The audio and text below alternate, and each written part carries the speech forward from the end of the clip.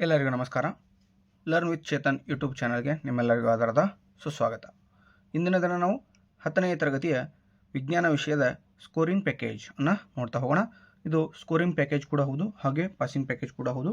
So ಈಗಾಗಲೇ ನಾವು ಹಲವಾರು ವಿಡಿಯೋಗಳನ್ನು ಅಪ್ಲೋಡ್ ಮಾಡಿದ್ದೇವೆ. ಸೊ ಅದಕ್ಕೆ ಉತ್ತಮ ಪ್ರತಿಕ್ರಿಯೆಯನ್ನು ಎಲ್ಲ ವಿದ್ಯಾರ್ಥಿಗಳು ಕೊಟ್ಟಿದ್ದೀರಿ. ಸೊ ಅದೇ ರೀತಿ ಇನ್ನೂ ಹೆಚ್ಚು ವಿಡಿಯೋಗಳನ್ನು ನಾವು ಅಪ್ಲೋಡ್ ಮಾಡ್ತೀವಿ. ಅದನ್ನೆಲ್ಲವನ್ನು ಕೂಡ ನೀವು ನೋಡಿ ಅದರಿಂದ ಉಪಯೋಗವನ್ನು ತೆಗೆದುಕೊಳ್ಳಿ ಅಂತ ಹೇಳ್ತಾ, ಹಾಗೆ ಇನ್ನೂ ಯಾರು ನಮ್ಮ ಚಾನಲನ್ನು ಸಬ್ಸ್ಕ್ರೈಬ್ ಮಾಡ್ಕೊಂಡಿಲ್ವೋ ದಯವಿಟ್ಟು ಸಬ್ಸ್ಕ್ರೈಬ್ ಮಾಡ್ಕೊಳ್ಳಿ.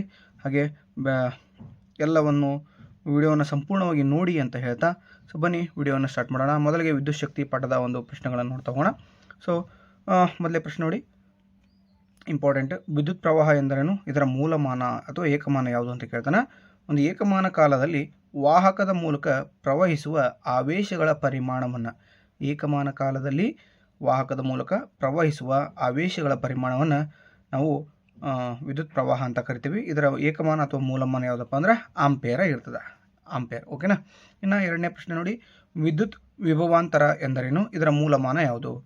ವಿದ್ಯುತ್ ವಿಭವಾಂತರ ಎಂದರೇನು? ಇದರ ಮೂಲಮಾನ ಯಾವುದು ಅಂತ ಕೇಳಿದಾನೆ. ಒಂದು ಏಕಮಾನ ಆವೇಶವನ್ನು ಒಂದು ಬಿಂದುವಿನಿಂದ ಇನ್ನೊಂದು ಬಿಂದುವಿಗೆ ತರುವಲ್ಲಿ ಆದ ಕೆಲಸವನ್ನು ನಾವು ವಿದ್ಯುತ್ ವಿಭವಾಂತರ ಎಂದು ಕರೆಯುತ್ತೇವೆ. ಈ ಒಂದು ವಿದ್ಯುತ್ ವಿಭವಾಂತರದ ಏಕಮಾನ ಅಥವಾ ಮೂಲಮಾನ ಯಾವುದಪ್ಪ ಅಂದ್ರೆ ವೋಲ್ಟ್ ಆಗಿರ್ತದೆ. ಓಕೆನಾ. ಮುಂದಿನ ಪ್ರಶ್ನೆಯನ್ನು ನೋಡ್ತಾ ಹೋಗೋಣ. ಓಮ್ನ ನಿಯಮವನ್ನು ನಿರೂಪಿಸಿ.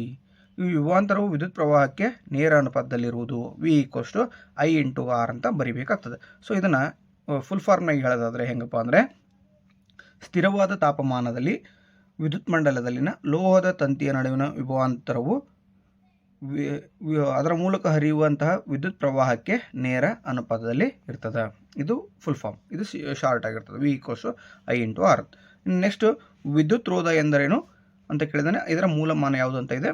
ಸೊ ವಿದ್ಯುತ್ ರೋಧ ಅಂದರೆ ವಿದ್ಯುತ್ ಪ್ರವಾಹಕ್ಕೆ ವಾಹಕದ ರೋಧವೆನ್ನುವರು. ನೋಡ್ರಿ, ಒಂದು ವಿದ್ಯುತ್ ಪ್ರವಾಹ ಆಗ್ತಾ ಇರ್ತದೆ, ಆ ವಿದ್ಯುತ್ ಪ್ರವಾಹಕ್ಕೆ ಆ ಒಂದು ವಸ್ತು ಅಥವಾ ವಾಹಕ ಏನಿರ್ತದಲ್ಲ ಅದರಿಂದ ವಿರೋಧ ಏನಾದರೂ ವ್ಯಕ್ತವಾತಂದರೆ ಅದನ್ನು ರೋಧ ಎಂದು ಕರೀತೀವಿ. ಹಾಗಾದರೆ ಈ ಒಂದು ವಿದ್ಯುತ್ ರೋಧದ ಮೂಲಮಾನ ಅಥವಾ ಏಕಮಾನ ಯಾವುದಪ್ಪ ಅಂದರೆ ಓಮ್ ಆಗಿರ್ತದೆ.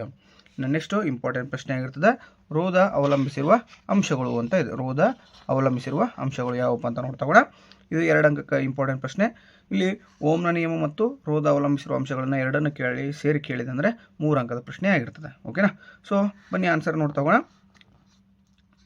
ವಾಹಕದ ರೋಧ ಅವಲಂಬಿಸಿರುವ ಅಂಶಗಳು ಯಾವಪ್ಪ ಅಂದರೆ, 1 ವಾಹಕದ ಉದ್ದ, 2ನೇದು ವಾಹಕದ ಅಡ್ಡ ಕೊಯ್ತ, 3ನೇದು ವಸ್ತುವಿನ ಪ್ರಾಕೃತಿಕ ಗುಣ, ಹಾಗೆ 4ನೇದು ವಾಹಕದ ತಾಪ ಅಥವಾ ವಸ್ತುವಿನ ತಾಪ ಆಗಿರ್ತದೆ.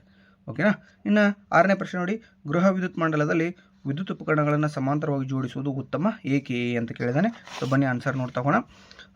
ಇಲ್ಲಿದೆ ನೋಡಿ ಆನ್ಸರ್. ಒಂದು ಉಪಕರಣ ಹಾಳಾದರೆ ಅಥವಾ ಒಂದು ಉಪಕರಣ ಹಾಳಾದರೂ ಇತರೆ ಉಪಕರಣಗಳು ಏನು ಮಾಡ್ತಪ್ಪ, ಕೆಲಸವನ್ನು ಮಾಡ್ತವೆ. ಎಲ್ಲಿ? ಸಮಾಂತರ ಕ್ರಮದಲ್ಲಿ. ಹಾಗೆ ಸಮಾನ ವಿಭವಾಂತರ ಸಿಗ್ತದೆ. ಎಲ್ಲ ಒಂದು ಉಪಕರಣಗಳಿಗೂ ಕೂಡ ಸಮಾನ ಪ್ರಮಾಣದಲ್ಲಿ ವಿದ್ಯುತ್ ವಿಭವಾಂತರ ಸಿಗ್ತದೆ.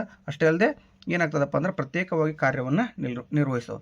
ಯಾವ್ಯಾವ ಉಪಕರಣಗಳಿಗೆ ಎಷ್ಟೆಷ್ಟು ವಿದ್ಯುತ್ ಬೇಕಲ್ಲ ಅಷ್ಟನ್ನು ಸಮ ಪ್ರಮಾಣದಲ್ಲಿ ಬೇರೆ ಬೇರೆ ರೀತಿಯಲ್ಲಿ ಹಂಚಿಕೆ ಆಗ್ತದೆ ಇಲ್ಲಿ. ಓಕೆ. ಇನ್ನು ವಿದ್ಯುತ್ ಉಷ್ಣೋತ್ಪಾದನಾ ಪರಿಣಾಮದ ಮೇಲೆ ಕೆಲಸ ಮಾಡುವ 2 ಸಾಧನಗಳನ್ನು ಹೆಸರಿಸಿ ಅಂತ ಕೇಳಿರ್ತಾನೆ. ಒಂದು ಇಸ್ತ್ರಿ ಪೆಟ್ಟಿಗೆ, ಇನ್ನೊಂದು ವಿದ್ಯುತ್ ಹೀಟರ್ ಆಗಿರ್ತದೆ. ಹಾಗೆ ವಿದ್ಯುತ್ ಬ್ರೆಡ್ ಟೋಸ್ಟರ್ ಕೂಡ ಹೌದು. ಓಕೆನಾ. ಇನ್ನು ನೆಕ್ಸ್ಟ್ ಪ್ರಶ್ನೆ, ಜೌಲ್ನ ಉಷ್ಣೋತ್ಪಾದನಾ ನಿಯಮವನ್ನು ನಿರೂಪಿಸಿ ಅಂತ ಇದೆ. ರೋಧಕದಲ್ಲಿ ಉತ್ಪತ್ತಿಯಾದ ಉಷ್ಣವು ವಿದ್ಯುತ್ ಪ್ರವಾಹದ ವರ್ಗಕ್ಕೆ, ವಾಹಕದ ರೋಧಕ್ಕೆ ಹಾಗೂ ವಿದ್ಯುತ್ ಪ್ರವಾಹದ ಕಾಲಕ್ಕೆ ನೇರ ಅನುಪಾತದಲ್ಲಿ ಇರ್ತದೆ. ಸೊ ನೀವು ಇಷ್ಟೆಲ್ಲ ಬರೆಯೋದಕ್ಕಿಂತ ಸಿಂಪಲ್. ರೋಧಕದಲ್ಲಿ ಉತ್ಪತ್ತಿಯಾದ ಉಷ್ಣವು ವಿದ್ಯುತ್ ಪ್ರವಾಹದ ವರ್ಗಕ್ಕೆ, ವಾಹಕದ ರೋಧಕ್ಕೆ ಹಾಗೂ ವಿದ್ಯುತ್ ಪ್ರವಾಹದ ಕಾಲಕ್ಕೆ ನೇರ ಅನುಪಾತದಲ್ಲಿ ಇರುತ್ತದೆ ಅಂತ ಬರೆದ್ರೆ ನಿಮಗೆ ಫುಲ್ ಅಂಕಗಳನ್ನು ಕೊಡ್ತಾನೆ ನಾವು. ಓಕೆನಾ. H=I²/RT. I² ಅಂದರೆ ವಿದ್ಯುತ್ ಪ್ರವಾಹದ ವರ್ಗ, R ಅಂದರೆ ವಿದ್ಯುತ್ ರೋಧ, T ಅಂದರೆ ವಾಹಕದ ರೋಧ ವಿದ್ಯುತ್ ಪ್ರವಾಹ ಆಗ್ತಲ್ಲ ಅದಕ್ಕೆ ಕಾಲ ಅಂತ ಕರಿತೇವೆ. ಅದು ಎಷ್ಟು ಪ್ರಮಾಣದಲ್ಲಿ ಅಥವಾ ಎಷ್ಟು ಸಮಯದಲ್ಲಿ ವಿದ್ಯುತ್ ಹರಿತಾ ಇದೆಯಲ್ಲ ಅದನ್ನು ನಾವು ಕಾಲ ಅಂತ ಕನ್ಸಿಡರ್ ಮಾಡ್ತೇವೆ. ಇನ್ನು ನೆಕ್ಸ್ಟ್ ನೋಡಿ, ವಿದ್ಯುತ್ ಸಾಮರ್ಥ್ಯ ಎಂದರೇನು ಅಂತ ಕೇಳಿದಾನೆ. ವಿದ್ಯುತ್ ಸಾಮರ್ಥ್ಯ ಎಂದರೇನು? ಇದರ ಮೂಲಮಾನ ಯಾವುದು? ವಿದ್ಯುತ್ ಮಂಡಲದಲ್ಲಿನ ಶಕ್ತಿ ಬಳಕೆಯಾಗುವ ದರವನ್ನು ಅಥವಾ ಕ್ಷೀಣಿಸುವ ದರವನ್ನು ನಾವು ವಿದ್ಯುತ್ ಸಾಮರ್ಥ್ಯ ಅಂತ ಕರಿತೇವೆ. ವಿದ್ಯುತ್ ಮಂಡಲದಲ್ಲಿನ ಶಕ್ತಿ ಬಳಕೆಯಾಗುವ ದರ ಅಥವಾ ಕ್ಷೀಣಿಸುವ ದರವೇ ವಿದ್ಯುತ್ ಸಾಮರ್ಥ್ಯ ಆಗ್ತದೆ. ಇದರ ಮೂಲಮಾನ ವ್ಯಾಟ್ ಆಗಿರ್ತದೆ. ಇನ್ನು ಟಂಗ್ಸ್ಟನ್, ನೆಕ್ಸ್ಟ್ ಪ್ರಶ್ನೆ 10ನೇ ಪ್ರಶ್ನೆ ನೋಡಿ, ಟಂಗ್ಸ್ಟನ್ ಲೋಹವನ್ನು ವಿದ್ಯುತ್ ಬಲ್ಬ್ಗಳಲ್ಲಿ ಬಳಸುವರು ಏಕೆ ಅಂತ ಕೇಳಿದಾನೆ. ಹೆಚ್ಚು ರೋಧಶೀಲತೆಯನ್ನು ಹೊಂದಿರ್ತದೆ ಮತ್ತು ಹೆಚ್ಚು ಕರಗುವ ಬಿಂದುವನ್ನು ಹೊಂದಿರ್ತದೆ. ಹಾಗಾಗಿ ವಿದ್ಯುತ್ ಬಲ್ಬ್ಗಳಲ್ಲಿ ಟಂಗ್ಸ್ಟನನ್ನು ಬಳಸ್ತೇವೆ. ಇನ್ನು ಮುಂದಿನ ಪ್ರಶ್ನೆ 11ನೇದು ನೈಕ್ರೋಮ್ ಮಿಶ್ರಲೋಹವನ್ನು ವಿದ್ಯುತ್ ಹೀಟರ್ಗಳಲ್ಲಿ ಬಳಸುವವರು ಏಕೆ ಅಂತ ಕೇಳಿದರೆ, ಈ ನೈಕ್ರೋಮ್ ಏನಾಗಿರ್ತದಪ್ಪ ಅಂದರೆ ಇದು ಮಿಶ್ರಲೋಹ ಆಗಿರೋದ್ರಿಂದ ಹೆಚ್ಚಿನ ರೋಧಶೀಲತೆಯನ್ನು ಹೊಂದಿರ್ತದೆ. ಹಾಗಾಗಿ ಇದರಲ್ಲಿ ಹೆಚ್ಚಿನ ಪ್ರಮಾಣದಲ್ಲಿ ಏನಾಗ್ತದಪ್ಪ ಅಂದರೆ ರೋಧ ಬಿಡುಗಡೆ ಆಗೋದ್ರಿಂದ ಅಂದರೆ ರೋಧ ಉಂಟಾಗೋದ್ರಿಂದ ಇಲ್ಲಿ ವಿದ್ಯುತ್ ಪ್ರವಾಹಕ್ಕೆ ಅಡಚಣೆಯನ್ನು ಉಂಟು ಮಾಡೋದ್ರಿಂದ ವಿದ್ಯುತ್ ಹೀಟರ್ನಲ್ಲಿ ಇದನ್ನು ಬಳಸ್ತೀವಿ. ಓಕೆನಾ. ಇನ್ನು ಮುಂದಿನ ಪ್ರಶ್ನೆ ನೋಡ್ತಾ ಹೋಗೋಣ. ವಿದ್ಯುತ್ ಪ್ರಸರಣ ತಂತಿಗಳಲ್ಲಿ ತಾಮ್ರ ಮತ್ತು ಅಲ್ಯೂಮಿನಿಯಂ ತಂತಿಗಳನ್ನು ಬಳಸುವವರು ಏಕೆ ಅಂತ ಕೇಳಿದ್ದಾನೆ. ಇವು ತಾಮ್ರ ಮತ್ತು ಅಲ್ಯೂಮಿನಿಯಂ ತಂತಿಗಳನ್ನು ಯಾಕೆ ಬಳಸ್ತಾರಪ್ಪ ಅಂದರೆ ಇವು ಅತ್ಯುತ್ತಮ ವಿದ್ಯುತ್ನ ವಾಹಕವಾಗಿರ್ತವೆ. ವಿದ್ಯುತ್ತಿನ ಉತ್ತಮ ಅಥವಾ ಅತ್ಯುತ್ತಮ ವಾಹಕಗಳಾಗಿರೋದ್ರಿಂದ ವಿದ್ಯುತ್ ಪ್ರಸರಣ ತಂತಿಗಳಲ್ಲಿ ತಾಮ್ರ ಮತ್ತು ಅಲ್ಯೂಮಿನಿಯಂ ತಂತಿಗಳನ್ನು ಬಳಸುವರು. ಇವುಗಳನ್ನು ಕಾರಣ ಕೊಡಿ ಪ್ರಶ್ನೆಗಳನ್ನು ಕೂಡ ಕೇಳ್ಬೋದು ಈ ರೀತಿ. ಇನ್ನು ನೆಕ್ಸ್ಟ್ ಫ್ಯೂಸ್ನ ಕಾರ್ಯವೇನು, ಫ್ಯೂಸನ್ನು ವಿದ್ಯುತ್ ಮಂಡಲದಲ್ಲಿ ಹೇಗೆ ಜೋಡಿಸಿರುತ್ತಾರೆ ಅಂತ ಕೇಳ್ತಾನೆ. ನೋಡ್ರಿ, ಹೆಚ್ಚಿನ ವಿದ್ಯುತ್ ಪ್ರವಹಿಸಿದಾಗ ಫ್ಯೂಸ್ ಕರಗಿ ವಿದ್ಯುನ್ಮಂಡಲವನ್ನು ರಕ್ಷಿಸುವುದು. ಹಾಗೆ ಈ ಒಂದು ಫ್ಯೂಸನ್ನು ವಿದ್ಯುನ್ಮಂಡಲದಲ್ಲಿ ಯಾವಾಗಲೂ ಸರಣಿ ಕ್ರಮದಲ್ಲಿ ಏನು ಮಾಡಿರ್ತಾರಪ್ಪ ಜೋಡಿಸಿರುತ್ತಾರೆ. ಓಕೆನಾ. ಇನ್ನು ಮುಂದಿನ ಪ್ರಶ್ನೆ, 1 ಯೂನಿಟ್ ಕಿಲೋವ್ಯಾಟ್ ಅವರ್ ಎಂದರೆ ಎಷ್ಟು ಜೂಲ್ಗಳು ಅಂತ ಕೇಳಿದ್ದಾನೆ. ಓಕೆ, ಆನ್ಸರ್ ನೋಡ್ತಾ ಹೋಗೋಣ. 3.6 ಜೂಲ್ಗಳಾಗಿರ್ತದೆ. ಇಲ್ಲಿದೆ ನೋಡಿ. ಓಕೆನಾ. ಇಲ್ಲಿ 3.6 ಜೌಲ್ಗಳು, 3.6 × 10⁻6 ಜೌಲ್ಗಳಾಗಿರ್ತದೆ. ಓಕೆನಾ. ಇನ್ನು ಮುಂದಿನ ಪ್ರಶ್ನೆ ನೋಡ್ತಾ ಹೋಗೋಣ. 15ನೇ ಪ್ರಶ್ನೆ ನೋಡಿ, ವಿದ್ಯುತ್ ಬಲ್ಬ್ಗಳಲ್ಲಿ ನೈಟ್ರೋಜನ್ ಮತ್ತು ಆರ್ಗಾನ್ ಅನಿಲವನ್ನು ತುಂಬಿರುವವರು ಏಕೆ? ಕಾರಣ ಕೊಡಿ ಪ್ರಶ್ನೆ ಇದು. ವಿದ್ಯುತ್ ಬಲ್ಬ್ನಲ್ಲಿ ನೈಟ್ರೋಜನ್ ಮತ್ತು ಆರ್ಗಾನ್ ಅನಿಲವನ್ನು ತುಂಬಿರುವವರು ಏಕೆ ಅಂತ ಕೇಳಿದಾನೆ. ಟಂಗ್ಸ್ಟನ್ ತಂತಿಯ ಬಾಳಿಕೆಯನ್ನು ಹೆಚ್ಚಿಸಲು ಅಂತ ಬರಿಬೇಕಾಗ್ತದೆ. ಹೌದಾ, ಅದು ಬಲ್ಬ್ನ ಬಾಳಿಕೆಯನ್ನು ಹೆಚ್ಚಿಸಲು ಅಂತ ಬರೆದ್ರು ನಡೀತದೆ. ನೆಕ್ಸ್ಟ್ ಪ್ರಶ್ನೆ, ವಿದ್ಯುತ್ ಮಂಡಲ ಎಂದರೇನು? ವಿದ್ಯುತ್ ಹರಿಸಲು ರಚಿಸಿದ ಆವೃತ ಮಾರ್ಗ. ವಿದ್ಯುತ್ತನ್ನು ಹರಿಸಲು ರಚಿಸಿರ್ತಕ್ಕಂಥ ಆವೃತ ಮಾರ್ಗವನ್ನು ನಾವು ವಿದ್ಯುತ್ ಮಂಡಲ ಅಂತ ಕರಿತೀವಿ. ಇನ್ನು ವಿದ್ಯುತ್ ಫ್ಯೂಸ್ನ ಕಾರ್ಯದ ತತ್ವವನ್ನು ತಿಳಿಸಿ ಅಂತ ಕೇಳಿದಾನೆ. ವಿದ್ಯುತ್ ಫ್ಯೂಸ್ನ ಕಾರ್ಯದ ತತ್ವ ಯಾವುದಪ್ಪ ಅಂದರೆ ವಿದ್ಯುತ್ನ ಉಷ್ಣೋತ್ಪಾದನಾ ಪರಿಣಾಮವೇ ಆ ಒಂದು ವಿದ್ಯುತ್ ಫ್ಯೂಸ್ನ ಕಾರ್ಯದ ತತ್ವ ಆಗಿರ್ತದೆ. ಇನ್ನು ಮುಂದಿನ ಪಾಠ ನೋಡ್ತಾ ಹೋಗೋಣ. ಯಾವುದಪ್ಪ ಅಂದ್ರೆ ವಿದ್ಯುತ್ ಪ್ರವಾಹದ ಕಾಂತೀಯ ಪರಿಣಾಮಗಳು. ಕಾಂತಕ್ಷೇತ್ರ ಎಂದರೇನು ಅಂತ ಕೇಳ್ತಾನೆ. ಕಾಂತದ ಸುತ್ತ ಕಾಂತ ಬಲವಿರುವ ಪ್ರದೇಶವನ್ನು ಕಾಂತಕ್ಷೇತ್ರ ಅಂತ ಕರಿತೇವೆ ನಾವು. ಇನ್ನು ಕಾಂತೀಯ ಬಲರೇಖೆಗಳು ಯಾವುವು ಅಂತ ಕೇಳಿದಾನೆ, ಅಥವಾ ಕಾಂತೀಯ ಬಲರೇಖೆಗಳ ಗುಣಲಕ್ಷಣಗಳು ಏನು ಅಂತ ಕೇಳಿದಾನೆ. ಈ ಕಾಂತೀಯ ಬಲರೇಖೆಗಳು ಒಂದನ್ನೊಂದು ಯಾವತ್ತಿಗೂ ಛೇದಿಸುವುದಿಲ್ಲ. ಇವುಗಳು ಕಾಂತೀಯ ಬಲರೇಖೆಗಳು ಆವೃತ ಜಾಲಗಳಾಗಿರ್ತವೆ. ಕಾಂತೀಯ ಬಲರೇಖೆಗಳು ಉತ್ತರ ಧ್ರುವದಿಂದ ಉತ್ಸರ್ಜಿಸಿ ದಕ್ಷಿಣ ಧ್ರುವಕ್ಕೆ ಚಾಚಿಕೊಂಡಿರ್ತವೆ ಅಥವಾ ವಿಲೀನವಾಗಿರ್ತವೆ. ಕಾಂತದ ಒಳಭಾಗದಲ್ಲಿ ದಕ್ಷಿಣ ಧ್ರುವದಿಂದ ಉತ್ತರ ಧ್ರುವದ ಕಡೆಗೆ ಚಲಿಸಿರ್ತವೆ. ಮತ್ತು ಕಾಂತೀಯ ಬಲರೇಖೆಗಳು ಧ್ರುವೀಯ ಪ್ರದೇಶಗಳಲ್ಲಿ ಧ್ರುವದಲ್ಲಿ ಅಂದರೆ ಕಾಂತದ ಧ್ರುವದಲ್ಲಿ ಹೆಚ್ಚಿನ ಸಾಂದ್ರತೆಯಲ್ಲಿ ಇರ್ತವೆ ಅಂತ ಬರೆದ್ರೆ ನಿಮಗೆ 2 ಅಂಕಗಳು ಸಂಪೂರ್ಣವಾಗಿ ಸಿಗ್ತದೆ. ಇಲ್ಲಿ ಕಾರಣ ಕೊಡಿ ಪ್ರಶ್ನೆ ಕೇಳಿದ ನೋಡಿ. ಕಾಂತೀಯ ಬಲರೇಖೆಗಳು ಒಂದನ್ನೊಂದು ಛೇದಿಸುವುದಿಲ್ಲ ಏಕೆ ಅಂತ ಕೇಳಿದಾನೆ. ಇವು ಒಂದೇ ಬಿಂದುವಿನಲ್ಲಿ ಕಾಂತ ಸೂಜಿ ಎರಡೂ ದಿಕ್ಕನ್ನು ತೋರಿಸಲು ಸಾಧ್ಯವಿಲ್ಲ. ಹಾಗಾಗಿ ಕಾಂತೀಯ ಬಲರೇಖೆಗಳು ಒಂದನ್ನೊಂದು ಛೇದಿಸುವುದಿಲ್ಲ ಅಂತ ಬರೀಬೇಕಾಗ್ತದೆ.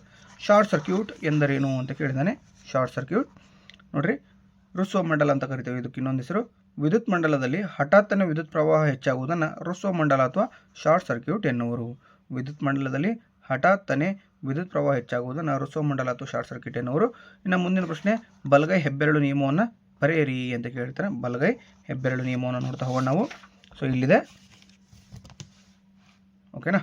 ಇಲ್ಲಿದೆ ನೋಡಿ. ಹೆಬ್ಬೆರಳು ವಿದ್ಯುತ್ ಪ್ರವಾಹ ದಿಕ್ಕನ್ನು ಸೂಚಿಸಿದರೆ ಉಳಿದ ಬೆರಳುಗಳು ಕಾಂತಕ್ಷೇತ್ರದ ದಿಕ್ಕನ್ನು ಸೂಚಿಸುವುದು. ಇದನ್ನ ಆಲ್ರೆಡಿ ನಾವು ನಿನ್ನೆ ಎಕ್ಸ್ಪ್ಲೇನ್ ಮಾಡಿದ್ವಿ. ಮತ್ತೆ ಇನ್ನೂ ನೋಡ್ತಾ ಹೋಗೋಣ. ಹೆಬ್ಬೆರಳು ವಿದ್ಯುತ್ ಪ್ರವಾಹ ದಿಕ್ಕನ್ನು ಸೂಚಿಸಿದರೆ ಉಳಿದ ಬೆರಳುಗಳು ಕಾಂತಕ್ಷೇತ್ರದ ದಿಕ್ಕನ್ನು ಸೂಚಿಸ್ತವೆ. ಇನ್ನು ನೆಕ್ಸ್ಟ್ ಫ್ಲೇಮಿಂಗನ ಎಡಗೈ ನಿಯಮವನ್ನು ಬರೆಯಿರಿ ಅಂತ ಕೇಳ್ತಾನೆ.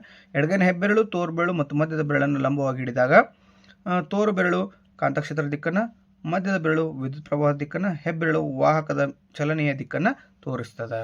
ಇನ್ನು ಮುಂದಿನ ಪ್ರಶ್ನೆ, ಭೂ ಸಂಪರ್ಕ ತಂತಿಯ ಕಾರ್ಯವನ್ನು ಬರೆಯಿರಿ. ಭೂ ಸಂಪರ್ಕ ತಂತಿಯ ಕಾರ್ಯವನ್ನು ಬರೆಯಿರಿ ಅಂತ ಕೇಳ್ತಾನೆ. ಇದು ಕಡಿಮೆ ರೋಧದ ಪಥವನ್ನು ಉಂಟು ಮಾಡುವುದು, ಹೆಚ್ಚುವರಿ ವಿದ್ಯುತ್ತನ್ನು ಭೂಮಿಗೆ ಕಳುಹಿಸುವುದು ಮತ್ತು ವಿದ್ಯುತ್ ಆಘಾತವನ್ನು ತಪ್ಪಿಸ್ತದೆ. ಹಾಗಾಗಿ ಭೂ ಸಂಪರ್ಕ ತಂತಿಯನ್ನು ನಾವು ಬಳಸಬೇಕಾಗ್ತದೆ.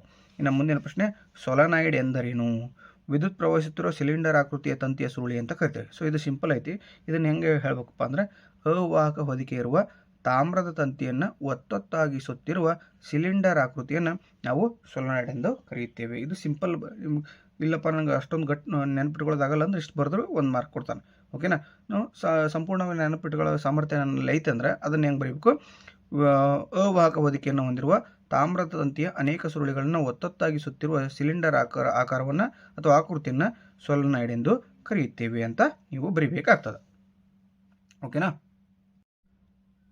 ಮುಂದಿನ ಪ್ರಶ್ನೆ, ವಿದ್ಯುತ್ ಮಂಡಲದಲ್ಲಿ ಓವರ್ಲೋಡ್ ಮತ್ತು ರುಸು ಮಂಡಲ ಹೇಗೆ ಉಂಟಾಗುತ್ತದೆ ಅಂತ ಕೇಳಿದಾನೆ. ಸಜೀವ ತಂತಿ ಮತ್ತು ತಟಸ್ಥ ತಂತಿಗಳು ಸಂಪರ್ಕಕ್ಕೆ ಬಂದಾಗ ಒಂದೇ ಮಂಡಲಕ್ಕೆ ಅನೇಕ ಉಪಕರಣಗಳನ್ನು ಜೋಡಿಸಿದಾಗ ಮತ್ತು ಕಡಿಮೆ ಗುಣಮಟ್ಟದ ತಂತಿಯನ್ನು ಬಳಸಿದಾಗ ಹಠಾತ್ತನೆ ವಿದ್ಯುತ್ ಪ್ರವಾಹ ಹೆಚ್ಚಾಗುತ್ತದೆ. ಈ ರೀತಿಯಾಗಿ ಓವರ್ಲೋಡ್ ಮತ್ತು ರುಸು ಮಂಡಲ ಉಂಟಾಗ್ತದೆ ಅಂತ ನಾವು ಹೇಳ್ಬೋದು. ಇನ್ನು ಮುಂದಿನ ಪ್ರಶ್ನೆ, ಗೃಹ ಬಳಕೆ ವಿದ್ಯುತ್ ಮಂಡಲದಲ್ಲಿ ಓವರ್ಲೋಡನ್ನು ತಪ್ಪಿಸಲು 2 ಕ್ರಮಗಳನ್ನು ಬರೆಯಿರಿ ಅಂತ ಕೇಳ್ತಾನೆ. ಸೊ ಯಾವುದಪ್ಪ ಅಂದರೆ, ಒಂದೇ ಮಂಡಲಕ್ಕೆ ಅನೇಕ ಉಪಕರಣಗಳನ್ನು ಜೋಡಿಸದಿರುವುದು, ಉತ್ತಮ ಗುಣಮಟ್ಟದ ತಂತಿ ಮತ್ತು ಸಾಧನವನ್ನು ಬಳಕೆ ಮಾಡಬೇಕು ಮತ್ತು ಫ್ಯೂಸ್ನ ಬಳಕೆಯನ್ನು ನಾವು ಮಾಡಬೇಕು ಅಂತ ಬರೀಬೇಕಾಗ್ತದೆ. ಓವರ್ಲೋಡನ್ನು ತಪ್ಪಿಸಲು ಇರ್ತಕ್ಕಂಥ ಕ್ರಮಗಳು. ಹೌದಾ. ಅಷ್ಟೇ ಅಲ್ಲದೆ ಇಲ್ಲಿ ಏನಂತ ಬರಿಬೋದಪ್ಪ ಅಂದರೆ, ಸೊ ಒಂದೇ ಸಾಕೆಟ್ಗೆ ಹಲವಾರು ಸ್ವಿಚ್ಗಳನ್ನು ಸುಚ್ಚಬಾರ್ದು. ಅಷ್ಟೇ. ಇನ್ನೊಂದು ಪಾಯಿಂಟ್ ಏನಪ್ಪ ಅಂದರೆ, ಸಜೀವ ಮತ್ತು ತಟಸ್ಥ ತಂತಿಗಳು ನೇರ ಸಂಪರ್ಕಕ್ಕೆ ಬರದಂತೆ ನೋಡಿಕೊಳ್ಳಬೇಕು.